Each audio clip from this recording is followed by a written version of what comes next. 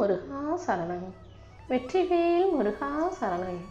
என் அன்பு பிள்ளை, இன்னும் கொஞ்ச நேரத்திலேயே நீ முகம் மகிழ்ந்து பூரிப்படையும் அளவுக்கு இந்த முருகன் உனக்கான ஒரு நல்ல விஷயத்தை செய்ய போறேன்.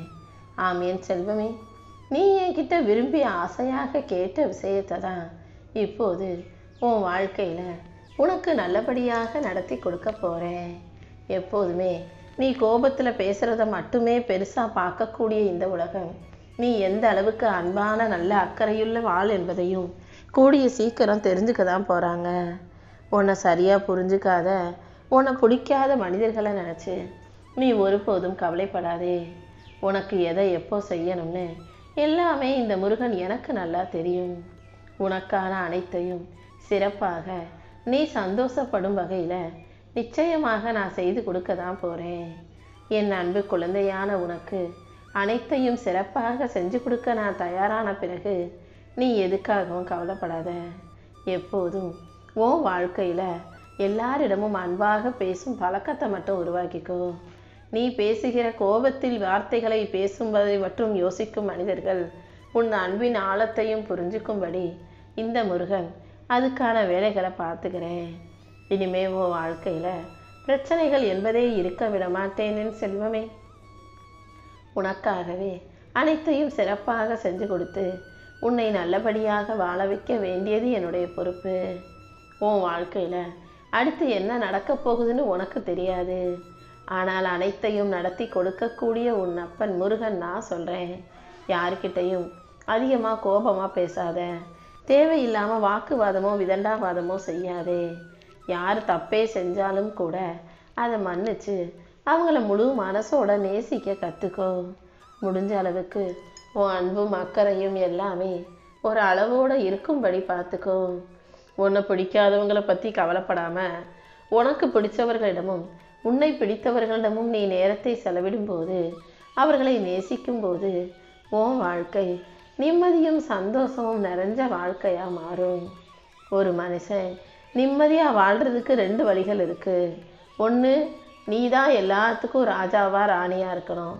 அப்படி இல்லாட்டி யார் ராஜாவாக இருந்தால் என்ன, ராணியாக இருந்தால் எனக்கு என்னன்னு உன் வாழ்க்கையில் உனக்கானதை மட்டும் செஞ்சுக்கிட்டு நீ கவனிக்காமல் கண்டுக்காமல் கடந்து போய்கிட்டே இருக்கணும்.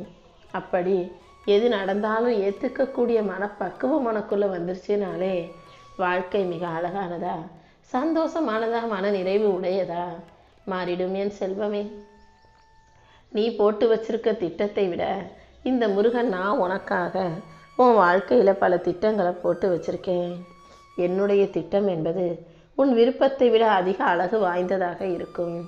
அனைத்தையும் உனக்கு சிறப்பாக நான் செஞ்சு கொடுக்குறேன். நீ எப்போதும் காதில் எதை கேட்குறியோ, மனசில் எதை யோசிக்கிறியோ, அதுதான் உன் வாழ்க்கையில் தொடர்ந்து நடந்துக்கிட்டே இருக்கக்கூடிய ஒரு விஷயம். அதை நீ தெளிவாக முதல்ல புரிஞ்சுக்கோ. நல்லதையே கேட்டு நல்ல விஷயங்களை பற்றி மட்டும் யோசி. மனிதர்கள்னாலே தவறு செய்யக்கூடியவர்கள் தான். தவறுகளை ஏற்றுக்கொள்ளும் தைரியம் உனக்குள்ளே இருந்ததுன்னா, அதை திருத்தி மாற்றிக்கக்கூடிய பக்குவம் உனக்குள்ளே இருந்ததுன்னா, அது தானாகவே உன் வாழ்க்கையை உயர்த்திவிடும் அல்லவா. இந்த உலகத்தை பொறுத்த வரைக்கும் யாருமே சரியானவர்களாக இருக்க முடியாது. எப்போதுமே சரியான செயல்களை செஞ்சிடவும் முடியாது.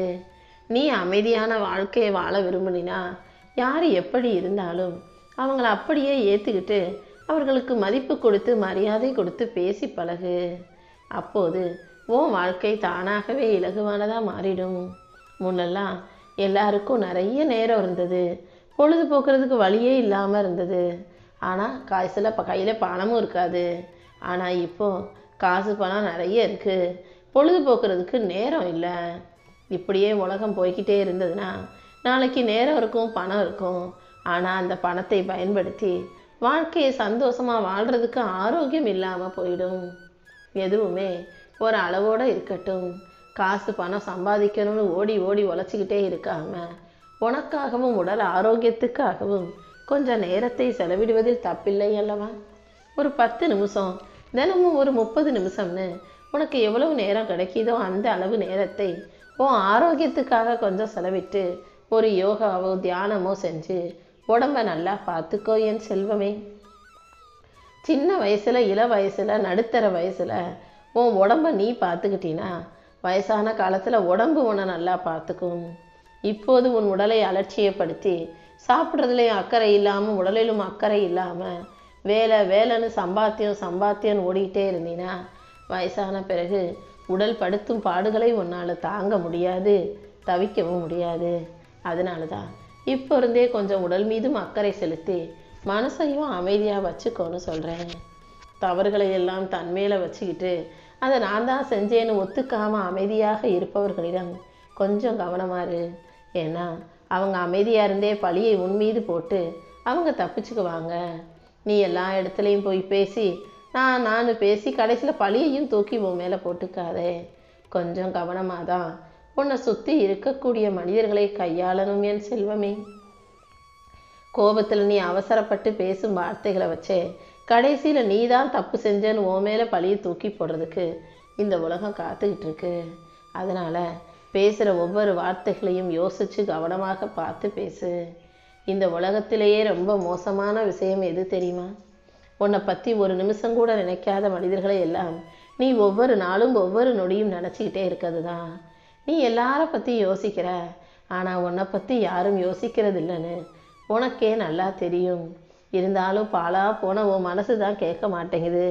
எல்லாரையும் யோசிக்கிற, எல்லாருக்காகவும் யோசிக்கிற, அவங்க கஷ்டத்துக்காக வருத்தப்படுற. போதுமேன் செல்வமே, நினைக்கிறதாலையும் யோசிக்கிறதாலையும் வருத்தப்படுறதாலையும் எதுவும் மாறப்போகிறதில்ல.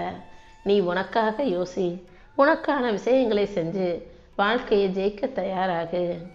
ஒவ்வொரு மனிதனுடைய வாழ்க்கையிலையும் அவனை சுற்றி நடக்கக்கூடிய விஷயங்கள் ஏதாவது ஒரு கஷ்டத்தை கொடுத்து அதன் அனுபவத்தை சொல்லி கொடுக்க தான் செய்யும்.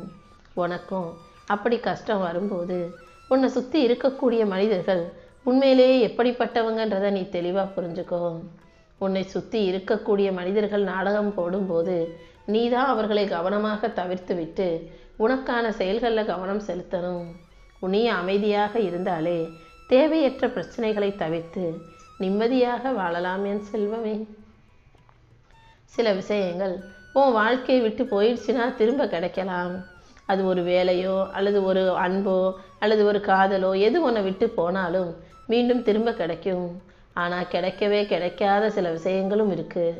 அதை ஞாபகம் வச்சுக்கிட்டு எதையாக இருந்தாலும் அலட்சியப்படுத்தாமல் வாழ்க்கையை கவனமாக வாழ பழகு.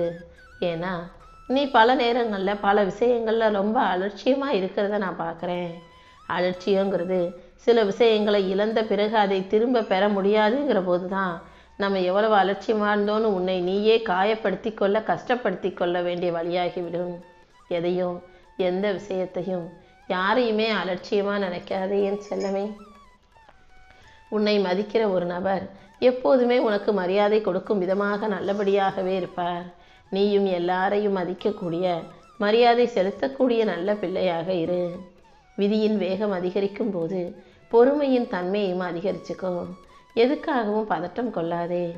இந்த முருகன் உனக்கு வழிகாட்டியாக இருக்கும்போது எல்லா விஷயங்களையும் நல்லபடியாக நானே வழிநடத்தி கூட்டிகிட்டு போயிடுவேன். என் செல்ல பிள்ளையான உன் வாழ்க்கையில் உனக்கான அனைத்தையும் நடத்தி கொடுக்க வேண்டியது என்னுடைய பொறுப்பு. யாராவது உன்னை உண்மையாக நேசிக்கிறாங்கன்னா நீ அவங்கக்கிட்ட போய் எதையும் எடுத்து சொல்லணுன்ற அவசியமே இல்லை. அவர்கள் உன்னிடம் நடந்து கொள்ளும் விதத்திலேயே அதை உன்னால் புரிந்து கொள்ள முடியும் அல்லவா? அதை வச்சு உன்னை நேசிக்கும் மனிதர்களை நீயும் நேசிக்க பழகு. உன்னை வேணாம்னு சொல்லும் மனிதர்களையும் வெறுக்கும் மனிதர்களையும் நீ ஏன் நேசிக்கணும்? நேசிக்க வேண்டிய கட்டாயம் இல்லை அல்லவா? உன்னை பிடிக்கிறவங்கள உனக்கும் பிடிச்ச ஆளாக நீ வச்சுக்கோ. உன்னை பிடிக்காதவங்களையும் உன்னை வெறுக்கும் மனிதர்களையும் நீ திரும்பி கூட பார்க்காதே என் செல்வமே. இந்த உலகத்தை பொறுத்த வரைக்கும் உன் வாழ்க்கையில் கஷ்டமானதுன்னு எதுவுமே கிடையாது. ஆனால் உன் மனசு தான் அது கஷ்டம் இது கஷ்டம்னு பல விஷயங்களை உனக்கு கஷ்டமானதாகவே காட்டிக்கிட்டு இருக்கு. எந்த வேலையாக இருந்தாலும் எந்த விஷயமாக இருந்தாலும் சரியாக பயிற்சியோடு சேர்ந்து முயற்சி செய்யும்போது அதை நிச்சயமாக சாத்தியமாக முடிக்க முடியும். உன் பயிற்சிகளை நீ சரியாக செய்யும்போது உன் விடாமுயற்சிக்கு ஏற்ற வெற்றியை இந்த முருகன் நிச்சயமாக கொடுத்தே தீருவேன். உண்மையை சொல்கிறதால நீ பேசக்கூடிய அந்த உண்மை இன்னொருத்தரை காயப்படுத்தும்னாலும் பரவாயில்ல, தைரியமாக உண்மையை சொல்லிடு. ஏன்னா அவங்கள காப்பாற்றுறேன்னு போய் சொல்ல போய் நாளைக்கு அந்த பழியும் பாவமும் உண்மையில வந்துடக்கூடாதல்லவா? அடுத்தவங்களுக்காக ஐயோ பாவம்னு நீ பார்த்து பொய் சொன்னினா அது உனக்கே பாவமாக மாறிப்போக வாய்ப்புகள் இருக்குது. எந்த இடத்திலும் பார்த்து பக்குவமா உண்மையை பேச தயங்காதே. குளிர்காலம் வரும்போது சூரியனை நேசிக்கிற அதே மனிதர்கள் வெயில் காலம் வரும்போது அந்த சுட்டெரிக்கும் சூரியனை வெறுக்கத்தானே செய்கிறாங்க. ஆனால் உண்மை என்னன்னா, சூரியன் மாறலை. சூரியன் வெயில் காலம், மழைக்காலம், குளிர்காலம், கோடை காலம்னு எல்லா காலத்திலும் அதோட வேலையை அதே மாதிரி அதே போல தான் செஞ்சுக்கிட்டு இருக்கு. நீயும் மாறலை, சூரியனும் மாறலை.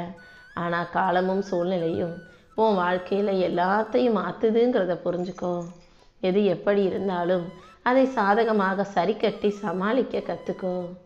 நீ யாரோடு சேர்ந்து கஷ்டங்களை அனுபவித்தாலும் கடைசியில் அதிலிருந்து மீண்டு வருவதற்கு நீதான் முயற்சி செய்ய வேண்டியதாக இருக்கும்.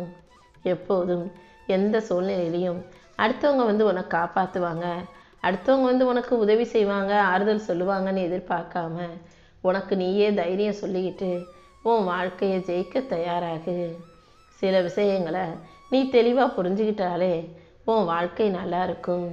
இந்த உலகத்தையும் அதில் இருக்க மனிதர்களையும் அவர்கள் செய்யும் செயலுக்கான காரணத்தையும் நீ தெளிவாக புரிஞ்சுக்கோ. நீ எந்த அளவுக்கு கருணை உள்ள பிள்ளையாக, தாராள மனப்பான்மையும் தயாள குணமும் கொண்ட பிள்ளையாக என்னதான் எல்லாருக்கும் உதவியே செஞ்சாலும் கூட நன்றி கெட்ட மனிதர்களுக்கு நீ என்ன செஞ்சாலும் அவங்கள திருப்திப்படுத்தவே முடியாது. நீ எவ்வளவுதான் வாரி வாரி கொடுத்தாலும் அவங்க ஏதாவது ஒரு விதத்தில் உனக்கு குறை சொல்லிக்கிட்டும் உன் முதுகுக்கு பின்னால் உன்னை தப்பாக பேசிக்கிட்டுனா இருப்பாங்க. அதனால் செய்கிற உதவி கூட நன்றி உள்ளவர்களுக்கு செய்யும் விதமாக பார்த்துக்கோ. நன்றி கெட்ட மனிதர்களை திருப்திப்படுத்துவது என்பது இயலாத காரியம். அவங்களுக்கு நீ என்னதான் நல்லது செஞ்சாலுமே கூட எல்லாத்தையும் அனுபவிச்சுக்கிட்டு கடைசியில் முதுகில் குத்தவும் தயங்க மாட்டாங்க. அதனால் உதவி செய்வது நல்லவங்களுக்கு செய்கிறோமா, நல்லதுக்காக செய்கிறோமான்னு பார்த்து செய். நீ நல்லது செய்ய போய் அது நாளைக்கு உனக்கு பிரச்சனையாக வந்துடக்கூடாதுன்றதுல எப்போதும் கவனமாக இருந்து கொள் என் செல்வமே. உனக்கு துணையாக இந்த முருகன் நானும் இருந்து உன் வாழ்க்கைக்கான நல்ல விஷயங்களை நடத்தி கொடுத்து நிச்சயம் உன்னை மகிழ்ச்சி அடைய செய்வேன்.